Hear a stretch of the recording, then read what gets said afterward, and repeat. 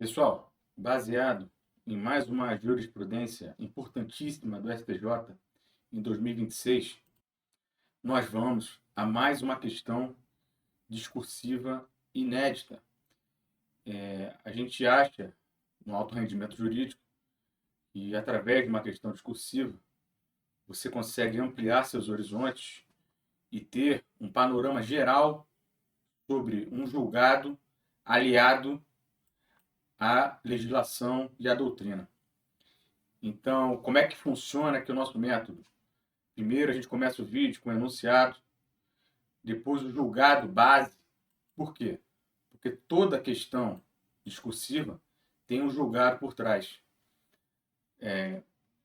Principalmente nas provas de segunda fase de concursos jurídicos ou concursos de alta relevância que tem uma segunda fase discursiva, certo?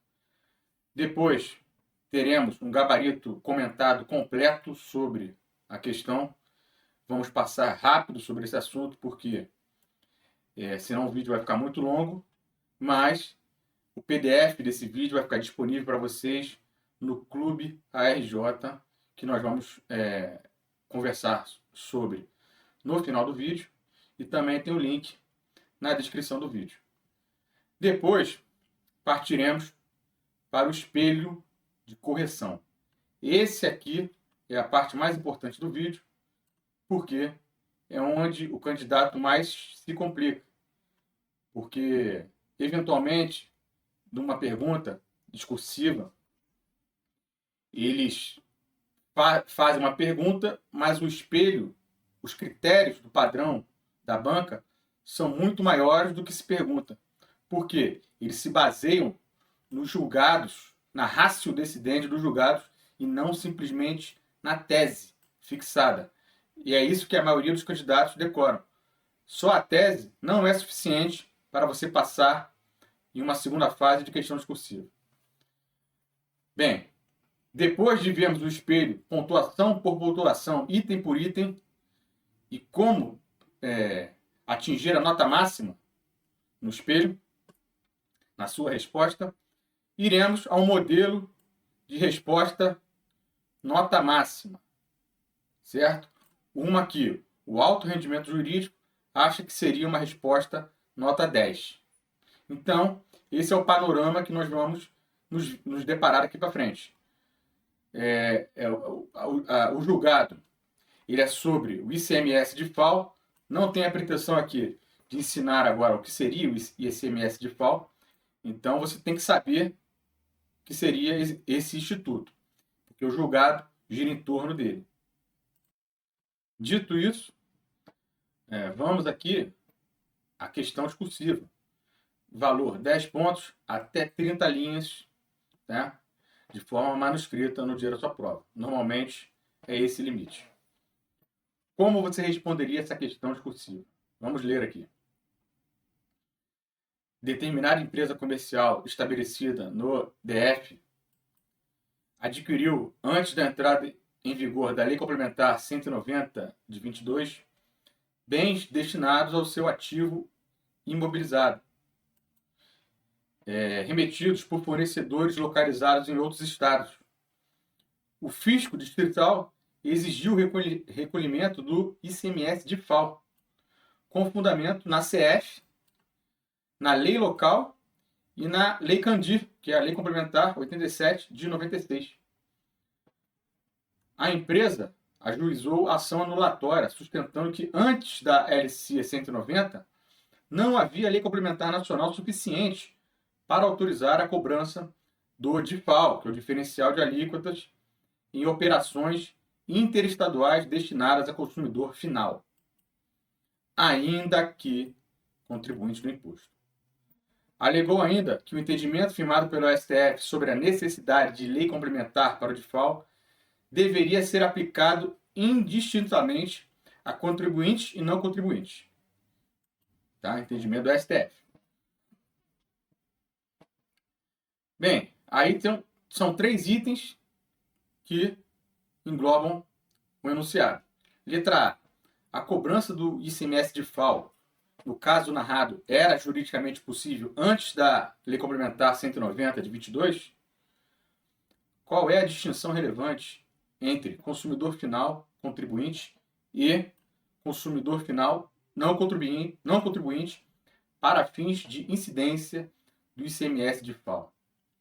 O tema 1093 do STF impede a cobrança do DIFAL nas operações destinadas a consumidor final contribuinte antes da LC 190 de 22? Explique. Bem, então são questionamentos muito importantes e relevantes que vão cair daqui para frente nas provas de direito tributário. Pode ser objetiva ou discursiva. Mas isso aqui, que a gente vai ver aqui para frente, com certeza vai cair nas próximas provas em 2026 e 2027. Bem, vamos agora ao precedente que orienta não só a resposta, né, mas também toda a pergunta e o enunciado. Pessoal, no tema 1369 do STJ, em repetitivos, julgado em 10 de junho de 2026. Eu gravo esse vídeo em junho de 2026, ou seja, julgado recentíssimo e atual, certo? Sobre o ex-trimestre de FAO e a LC 190/22, o contexto fático era que os contribuintes do ICMS, na condição de consumidores finais em operações interestaduais, questionavam o DIFAL antes da LC 190/22. A tese era que essa lei seria condição necessária também para operações com destinatários contribuintes. Então, qual foi a tese firmada? A Lei Candir era suficiente para consumidor final contribuinte. Ou seja, a LC 87 de 96 disciplina de forma suficiente a cobrança do ICMS de FAO em operações interestaduais destinadas a consumidor final contribuinte. Tá? Consumidor final contribuinte, antes da entrada em vigor da LC 190 de 22. Isso aqui é a tese. Aqui, a maioria dos candidatos param aqui. Aqui, de repente, você consegue acertar uma questão objetiva. Só que a ratio decidente, que a gente vai ver daqui em diante, é o principal para você responder a questão discursiva. Qual é o fundamento central? O regime aplicável ao consumidor final contribuinte já estava previsto na redação originária do artigo 155, parágrafo 2º, inciso da Constituição. Isso aqui foi eu que inventei, não. Está no julgado do STJ, em tema repetitivo. Lei Candir. A Lei Candir disciplinava os elementos essenciais do ICMS: fato gerador, contribuinte, local da operação, base de cálculo e responsabilidade tributária. Isso aqui também está na tese repetitiva. Preciso saber disso aqui? Dos elementos essenciais estão na Lei Candir? Precisa, porque tem que estar na sua resposta. Distinção essencial. Consumidor final contribuinte não é igual ao não contribuinte. Consumidor final contribuinte integra a dinâmica do ICMS. Possui inscrição, escrituração e deveres perante o fisco. Mesmo adquirindo para uso do consumo ou ativo imobilizado, já estava abrangido pela sistemática constitucional originária do DIFAL. Contribuinte.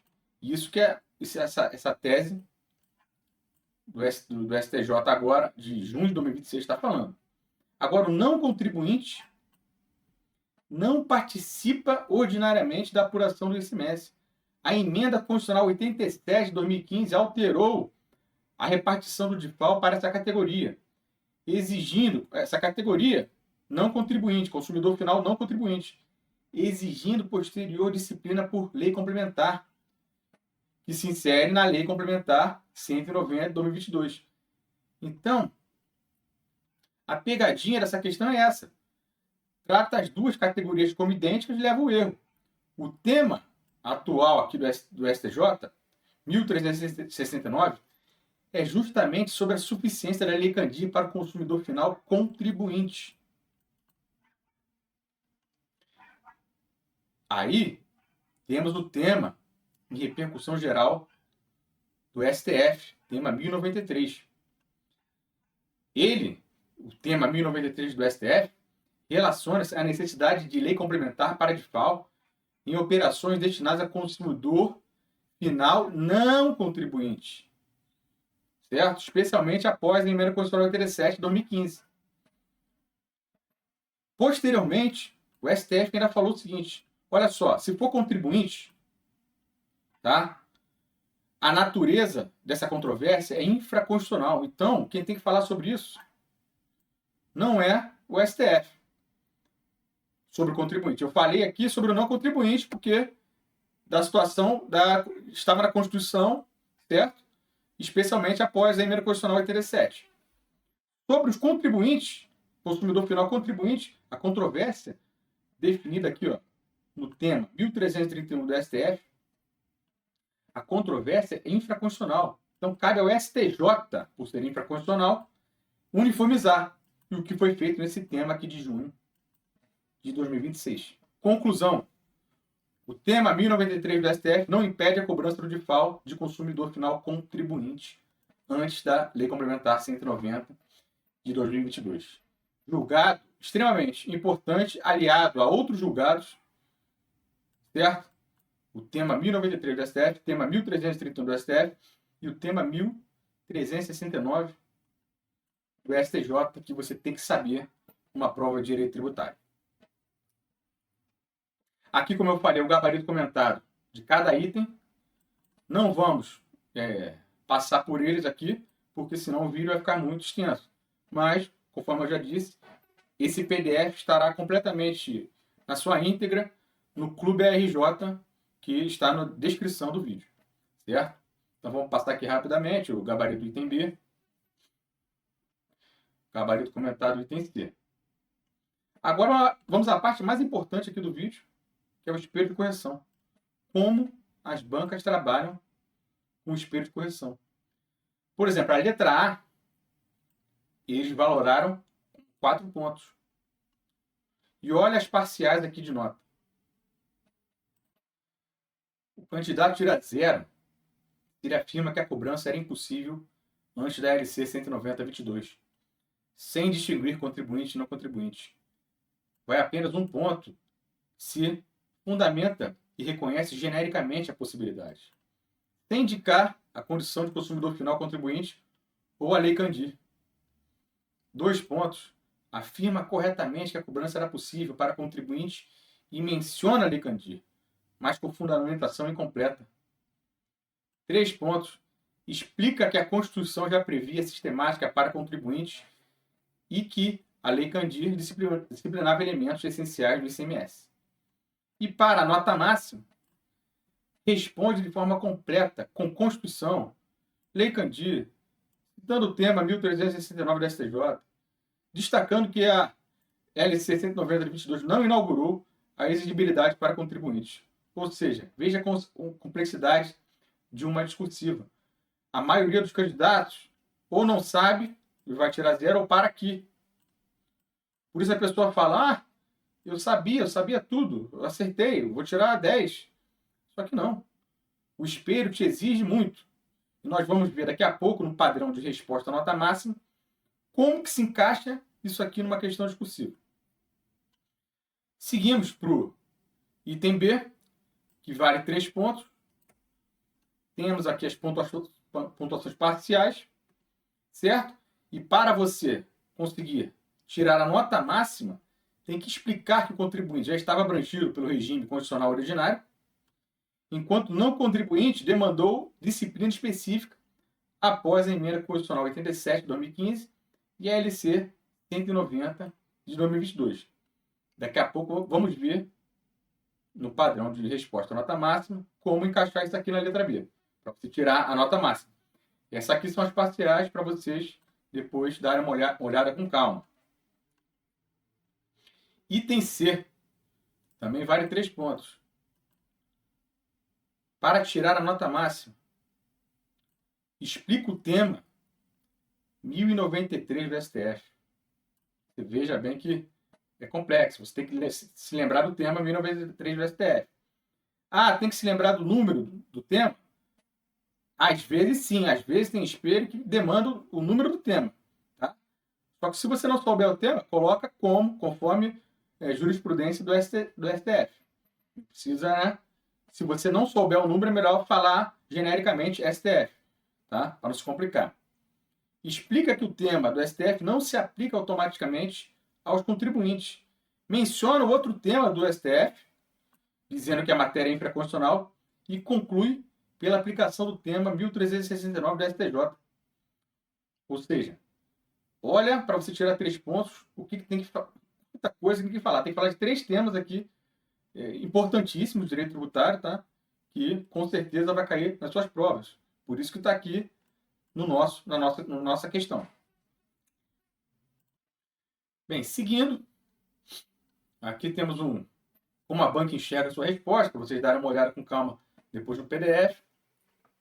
E agora sim, vamos ao modelo de resposta, nota máxima, em 30 linhas, escrito à mão no dia da prova, né? Letra A, sim, ponto. A cobrança do ICMS de FAO é possível antes da LC 190 de 22, pois a operação envolvia consumidor final contribuinte do imposto. Para essa categoria, a CF, desde sua redação originária, já previa a aplicação da alíquota interestadual na origem e a destinação do diferencial de alíquotas ao estado de destino. Além disso, a Lei Candir já disciplinava suficientemente os elementos essenciais da incidência do ICMS, como fato gerador, contribuinte, base de cálculo, local da operação e responsabilidade tributária. Conforme o tema 1369 do STJ, a LC 190/22 não inaugurou a exigibilidade do DIFAL para consumidores finais contribuintes.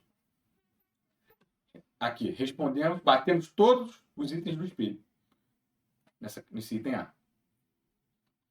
Item B. A distinção central está na qualidade do destinatário. O consumidor final contribuinte integra a sistemática do ICMS e já estava abrangido pelo regime constitucional originário do DIFAL.